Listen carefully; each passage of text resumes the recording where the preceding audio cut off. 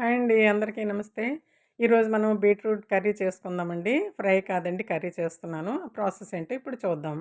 ముందుగా బీట్రూటు మంచివి ఫ్రెష్‌గా ఉన్నవి 2 తీసుకొని, బాగా దాన్ని పీల్ చేసి చిన్న చిన్న ముక్కలుగా తరిగి ప్రక్కన పెట్టుకున్నానండి. దాంతో పాటు ఒక 3 స్పూన్లు పెసరపప్పు కూడా కడిగి నీటిలో వేసి నానబెట్టి ఉంచానండి.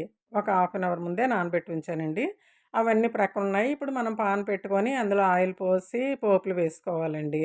అందులో అల్లం ముక్కలు, వెల్లుల్లి ముక్కలు మాత్రం చిన్న చిన్న ముక్కలుగా తరిగి వేసుకోవాలండి. వేసిన తర్వాత అవి దోరగా వేగిన తర్వాత మనం కట్ చేసి పెట్టుకున్న బీట్రూట్ ముక్కలన్నీ వేసుకోవాలండి దానిలో. ఈ బూట్ బీ బీట్రూట్ అండి సాధారణంగా పిల్లలకి ఇష్టపడరు. అంతేకాదు కొంతమంది పెద్దవాళ్ళు కూడా ఇష్టపడరండి. అది ఈ విధంగా వండితే అందరూ ఇష్టపడతారు. హెల్త్‌కి చాలా మంచిదండి. బ్లడ్ లాస్ అయిన వాళ్ళకి ఇది చాలా తొందరగా బ్లడ్ చేరుతుందండి. హెల్త్ రీత్యా కూడా ఈ బీట్రూట్ చాలా మంచిదండి. దీన్ని చూస్తేనే తెలుస్తుందండి అందులో బ్లడ్ సంబంధించింది ఉంటాయని. అప్పుడు దాన్ని అలాగా చేసుకోవాలండి. వేగనివ్వాలి బాగాను. దోరగా వేగిన తర్వాత మనం కొద్దిగా సాల్టు, కారం వేసుకోవాలండి. ఇవి ఎవరి టేస్ట్‌ని బట్టి వాళ్ళు వేసుకోవచ్చండి. కొంతమంది తక్కువ తింటారు. కొంతమంది ఎక్కువ కారం తింటారు. స్పైసీగా తినేవాళ్ళకైతే కొద్దిగా ఎక్కువ యాడ్ చేసుకోవచ్చు.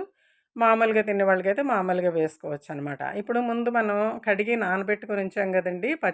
పెసరపప్పు. ఆ పెసరపప్పుని దానిపై చల్లుకోవాలి. చల్లి కొద్దిగా వాటర్ యాడ్ చేసుకోవాలి. అది దగ్గరయిన తర్వాత మనం నువ్వుల పప్పు, పుట్నాల పప్పు పౌడర్ చేసుకొని ఉంచామండి. ఆ పౌడర్‌ని దానిపై చల్లుకోవాలి. అంతేనండి, లో ఫ్లేమ్‌లో ఉడకాలి. ఈ ప్రాసెస్ అంతా లో ఫ్లేమ్‌లోనే జరగాలండి. అంతే, మూత తీసేటప్పటికి ఉడికిపోయిందండి. కర్రీ రెడీ అయిపోయింది. ఇది చక్కగా సర్వ్ చేయాలండి. పిల్లలు, పెద్దవాళ్ళు చపాతీల్లో గూడా చాలా టేస్ట్ ఉంటుందండి. లైక్ చేయండి, షేర్ చేయండి, సబ్స్క్రైబ్ చేయండి. Thank you for watching.